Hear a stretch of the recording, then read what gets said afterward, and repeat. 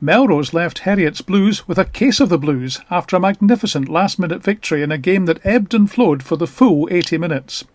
It was always going to be close, but no one could have predicted the high drama that would keep the crowd enthralled on a bitterly cold afternoon in Edinburgh.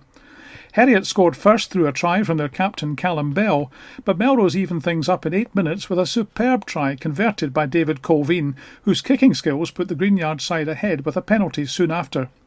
But the Blues nipped back in front temporarily, courtesy of a try from Craig Robertson after no less than 5 scrums within 10 metres of the Melrose line.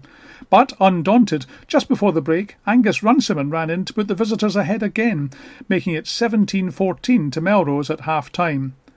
And the Melrose skipper David Colvine increased the difference to 6 points with a perfect penalty shortly after the restart. The try of the afternoon, though, went to Jacob Lenine, son of Scotland legend Sean, taking the home side 1 point ahead, but only till the 64th minute, when penalty number 3 was struck by Colvine. Heriot's must have thought they had it tied up with a try which showed why the Blues are top of the table.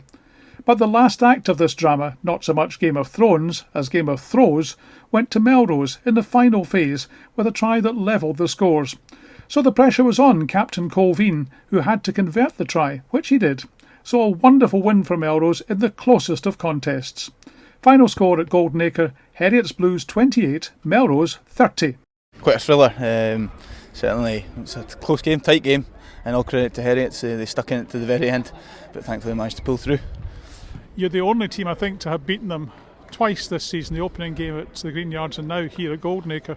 I think off the back of our loss, a disappointing loss to Kelso last week, we had to regroup, come together and show what we were able to do, play a bit of good run in rugby, and I think that's what exactly what we did today.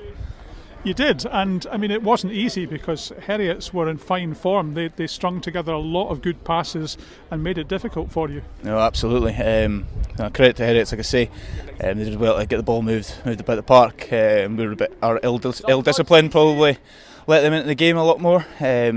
That's things we go back and review, and we right our wrongs next week. And it does mean too that you've beaten the top of the table team, and it keeps your promotion hopes alive. We're not getting ahead of ourselves too early yet. Plenty more games. That's obviously the halfway point in the season. We just got to knuckle down and keep moving forward. What do you think are the strengths of Melrose this season? What's a real positive is the numbers we're getting to training. We've had that since the very start. Being able to put out 2 teams each week. And still some boys being obviously unlucky, and we're obviously teamed up with Heriot's, so some lads can go and get a run out with them, which is really great to see and a real positive for the club moving forward, and long may it continue. And your kicking was good today. Yeah, I was kind of concerned a bit with the bad weather last night.